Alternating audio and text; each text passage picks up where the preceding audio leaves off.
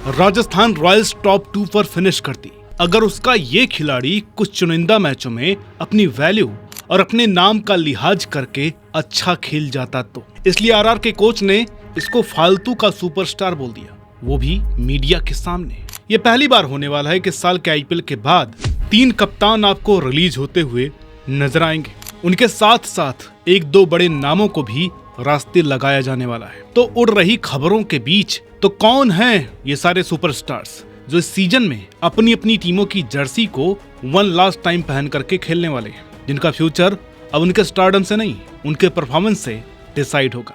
आइए देखते हैं। नमस्कार, मेरा नाम है अनुराग सूर्यवंशी और आप देख रहे हैं क्रिक माइंड। अभी आईपीएल खत्म भी नहीं हुआ है और बड़ी बड़ी टीमें जो प्लेऑफ में इस बार नहीं जा पाई हैं या वो जो चली भी गई हैं, उनके अंदर से ये अफवाहें फैलनी शुरू हो गई हैं कि ये खिलाड़ी बाहर किया जाएगा, इसको रिलीज किया जाएगा, इसको रिटेन नहीं किया जाएगा। इसने इस साल टीम की परफॉर्मेंस की वाट लगा दी। लेकिन मैं आपको लिख करके दे रहा हूँ कि जैसे ही आईपीएल खत्म होगा उसके बाद आप लोग जो फैंस है ना, वो सब इंडियन फैंस में कन्वर्ट हो जाएंगे।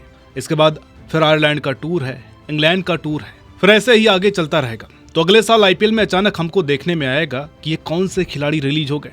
तो मैंने सोचा अगर खिलाड़ी रिलीज हो ही रहे हैं जिनकी बात हो रही है तो जरा उनको पकड़ते हैं और देखते हैं कि ये बात कितनी सच है और क्या लॉजिक है इनके पीछे।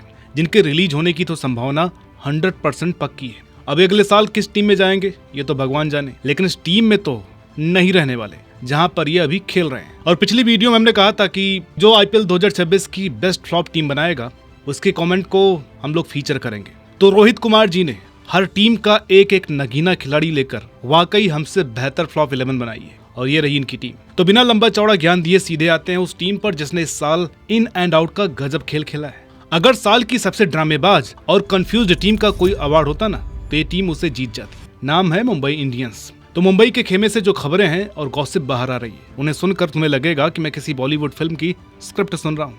मार्केट में यह अफवाह सातवें आसमान पर है कि मुंबई इंडियंस हार्दिक पांड्या को लात मार करके बाहर करने वाली है। जब इंग्लैंड के पूर्व कप्तान माइकल वॉन से पूछा गया कि मुंबई को हार्दिक के साथ क्या करना चाहिए तो भाई ने सिर्फ एक शब्द में जवाब दिया, रिलीज। वॉन ने तो यहाँ तक कह दिया कि अगले साल हार्दिक को कोलकाता भेज दो और कैमरन ग्रीन को वापस मुंबई बुला लो। खुद सूर्य कुमार यादव पर भी यही बादल मंडरा रहे हैं। एबीपी लाइव की रिपोर्ट के मुताबिक इस बेहद शर्मनाक सीजन के बाद मुंबई इंडियंस सूर्य कुमार यादव, रॉबिन मिंज और शरफन रदरफोर्ड जैसे खिलाड़ियों को टीम से रिलीज करने की सोच रही है। चेन्नई के एजेंट के नाम से ट्रोल हो रहे दीपक चाहर भी इस हिट लिस्ट का हिस्सा है। इन तीनों के अलावा ट्रेंट बोल्ट की भी खबर निकल करके आ रही है। लेकिन मेरा मानना है कि वानखेड़े जैसी पिच पर आप बोल्ट को एक सीजन और देंगे ही। चलिए भाई, अब मुंबई से सीधे फ्लाइट पकड़ते हैं चिपॉक के मैदान पर। तो सबसे पहले अपने थाला धोनी पर एक कड़क अपडेट ये है कि वो अगले साल भी सीएसके में नजर आएंगे। उस पर हमने एक डिटेल वीडियो हाल ही में डाली है, आप उसे देख सकते हैं। लेकिन सीएसके से जिसके रिलीज होने की खबर आ रही है वो गायकवाड़ नहीं है, वो है शिवम दुबे।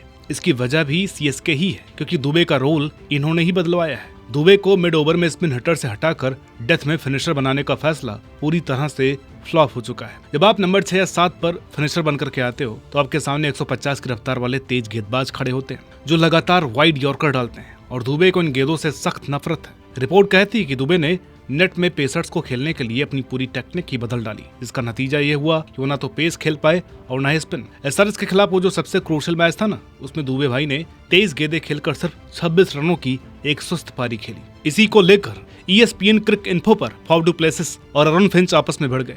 फाफ का कहना था कि दुबे की असली सुपर पावर स्पिनर्स को कोटने की है, जबकि फिंच का मानना था कि उन्हें बैटिंग ऑर्डर में नीचे छुपा कर रखना टीम को भारी पड़ रहा है। ऊपर से डगआउट में डेवाल ब्रेविस के आने से दुबे का नंबर और नीचे हो गया, जहां पूरी तरह फ्लॉप हो रहे हैं। सीएसके के फैंस और एक्सपर्ट्स के बीच ये चर्चा जोरों पर है कि अगर दुबे भाई ने अपनी इस फिनिशर वाली कमजोरी को ठीक नहीं किया तो चेन्नई मैनेजमेंट इस 12 करोड़ी सुपरस्टार को 2027 के मेगा ऑक्शन से पहले बाहर फेंक देगी। अब जरा बात करते हैं लखनऊ सुपर जायंट्स की। अगर आपको इस बात पर कोई किताब लिखनी हो ना कि घटिया और बकवास फैसलों से जीता हुआ मैच कैसे हारा जाता है तो लखनऊ का साल 2026 का सीजन उठा करके देख लीजिए। इस टीम में 3 ऐसे नाम हैं जो अगले ऑक्शन से पहले रिलीज होने की लिस्ट में सबसे ऊपर तैर रहे हैं। खुद कप्तान ऋषभ पंत, निकोलस पूरन और दिग्वेश राठी। इन तीनों को रिलीज करने का फैसला केवल एक मैच ने ही तय कर दिया था। वो मैच था केकेआर के खिलाफ। पंत को उनकी कप्तानी के ब्लंडर की वजह से क्रिटिसाइज किया गया जब उन्होंने दिग्वेश राठी को लास्ट ओवर दिया। दिग्वेश राठी ने 4 छक्के खाए रिंकू सिंह से तो उनके ऊपर भी तलवार लटकी। फिर जब सुपर ओवर में out of form Nicholas Pooran को भेजा गया तो निकोलस पूरन ने जिस तरीके से बैटिंग की तलवार उन पर भी लटकी। यानी एक मैच ने तीनों को रिलीज करने की कगार पर ला करके खड़ा कर दिया। मैच के बाद प्रेस कॉन्फ्रेंस में पंत ने दिग्वेश का बचाव किया और हार का ठीकरा पूरन और राठी की खराब फील्डिंग पर फोड़ दिया गया। लेकिन भाई कथनी और करनी में कितना फर्क होता है अगले मैच में दिख गया जब पंजाब किंग्स के खिलाफ पंत ने चुपके से दिग्वेश राठी को प्लेइंग 11 से बाहर कर दिया। अब नवाबों के शहर से सीधा चलते हैं सिटी ऑफ जॉय यानी कोलकाता राइडर्स के खेमे में। इस साल कोलकाता के फैंस के लिए सीजन किसी रोलर कोस्टर राइड जैसा रहा। लेकिन उनकी सबसे बड़ी कमजोरी कौन है? खुद उनके कप्तान अजिंक्य रहाणे। देखिए भाई, रहाणे के लिए दिल में पूरी इज्जत है, वो टेस्ट मैच के लीजेंड है, लेकिन बदलते T20 फॉर्मेट में आज भी वो जिस तरीके से बैटिंग कर रहे हैं ना, उससे उनकी कप्तानी, उनकी अप्रोच दोनों एक्सपोज हुई हैं। अगर आप एक मॉडर्न T20 प्लेयर और पुराने जमाने के टेस्ट प्लेयर के बीच का अंतर देखना चाहते हैं ना, तो रहाणे के साथ फिन एलन को देख लीजिए। इसी चीज की वजह से तो बवाल हो रखा है, क्योंकि दोनों की batting south pole north pole हो रखी है, इसलिए रहाणे और भी ज्यादा नजर में आ जाते हैं। रहाणे भी उन तीनों कप्तानों में शामिल हैं जो सीजन के बाद अपनी कप्तानी और टीम दोनों से हाथ धोने वाले हैं। वो बतौर बल्लेबाज और कप्तान दोनों रोल में महाफ्लॉप रहे हैं। ये अब जाकर के KKR ने जीतना शुरू किया है। इसके बावजूद रहाणे का स्कोर कार्ड में नाम और उसके सामने लिखा ये स्कोर ये साफ संकेत दे रहे हैं कि रहाणे अपना लास्ट IPL खेल चुके हैं। वैसे KKR से कोई और नाम ऐसा है जो आपको लगता है कि इस साल इनको बाहर करना चाहिए? कहीं आप सचिन रविंद्र तो नहीं सोच रहे हैं? जो भी सोच रहे हैं कमेंट में बताइएगा। अच्छा, बात है उस टीम पर जिसने डाउनफॉल की ऐसी ढलान पकड़ी है कि गाड़ी रुक ही नहीं रही है। पिछले तो 6 मैच हारे हैं, वो तो ठीक है, लेकिन हारे भी ऐसी सिचुएशंस हैं कि मतलब कप्तान और कोच सर पटकने लग जाए अपना। 18 बॉल में 50 रन भी डिफेंड नहीं हो पा रहा है, बताइए। और इस साल इस बर्बादी का पूरा ठिकरा जाता है पंजाब के विदेशी तेज गेंदबाजों के चौड़े कंधों पर, खास करके 6 फुट 8 इंच के मार्को एंसन। पंजाब ने इन्हें इस उम्मीद में खरीदा था कि डेथ में स्लोअर बाउंसर्स के साथ कम से कम 30 से 40 रन तो बचा ही लेंगे, लेकिन पंजाब को मिला क्या? एक ऐसी ऑटोमेटिक बॉलिंग मशीन जो सिर्फ आओ और मुझे चौका मारो वाले मोड पर सेट है। लास्ट के तीनों मैचों में गेंदबाजी देख लीजिए मार्को की, 12 से भी ऊपर से रन दिए जा रहे हैं। इसके बावजूद इनको डेथ में बॉलिंग मिली जा रही है। इनका सबसे घटिया परफॉर्मेंस आया धर्मशाला के मैदान पर मुंबई इंडियंस के खिलाफ। पंजाब के बल्लेबाजों ने जान लगाकर पूरे 200 रनों का पहाड़ खड़ा किया था, लेकिन मार्को ने 4 ओवर फेंके और 55 रन लौटा दिए। इतना फ्रस्ट्रेटिंग था कि आमतौर पर शांत रहने वाले पीयूष चावला ने पंजाब के विदेशी गेंदबाजों को नंगा कर दिया। चावला ने साफ साफ कहा कि मार्को और जेवियर वॉर्टल की इस घटिया फॉर्म ने पूरी टीम के लंका लगा दी है। और इसलिए पंजाब का ये रूल है कि वो फ्लॉप विदेशी खिलाड़ियों को बिल्कुल भी बर्दाश्त नहीं करते। पिछले साल ग्लेन मैक्सवेल ने 6 पारियों में सिर्फ 48 रन बनाए थे, तो रिकी पॉन्टिंग और पंजाब के मैनेजमेंट ने उन्हें ऑक्शन से पहले लात मार करके बाहर कर दिया था। और इतिहास खुद को दोहराने जा रहा है। मार्केट में खबर पक्की है कि मार्को भाई पंजाब के लिए अपना आखिरी सीजन खेल चुके हैं और शायद बार्टलेट भी। चलिए भाई, अब आखिर में बात करते हैं राजस्थान रॉयल्स की। राजस्थान के लिए सीजन बड़ा अजीब रहा है। उनके टॉप ऑर्डर में वैभव, ध्रुव और यशस्वी जायसवाल तो अकेले दम पर पूरी टीम का बोझ उठा रहे थे, लेकिन उनका जो लोअर मिडिल ऑर्डर था ना, वो एक रहस्य साबित हुआ है जिसको कभी लाइमलाइट ही नहीं मिली। इसी चक्कर में शिमरन हेटमायर बच निकले। हेटमायर ने इस पूरे सीजन में 8 मैच खेले और इन 8 मैचों में इनका बैटिंग एवरेज जानते हैं कितना था? ठीक 13, रन 78।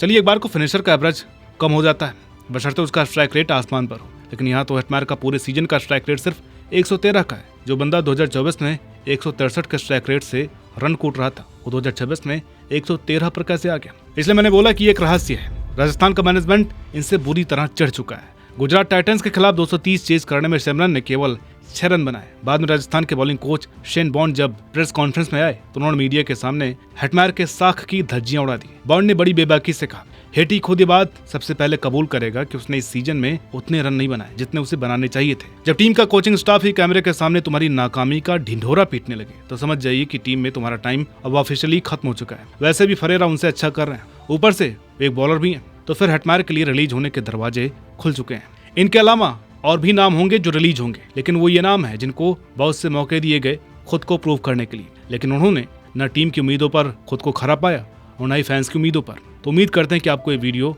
पसंद आई होगी और IPL खत्म होते होते आपको भी आइडिया हो जाएगा कि हमने ये नाम क्यों लिए थे। क्योंकि मैंने आपसे पहले भी कहा कि IPL के बाद हमारा जो इंटरनेशनल सीजन शुरू हो जाता है तो फिर सीधे नवंबर-दिसंबर में जाकर के पता लगता है कि कौन कौन रिलीज हो रहा है और कौन नहीं। अगर आपको भी कुछ ऐसे प्लेयर लगते हैं जो आपकी फेवरेट टीम से हैं लेकिन वो डिजर्व नहीं करते हैं अगले सीजन में इस टीम में होना, तो आप उनका नाम कमेंट में लिख दीजिए और देखते हैं कि इसकी प्रोडक्शन कितनी सही जाती है। मिलते हैं आपसे अगली वीडियो में, तब तक के लिए नमस्कार।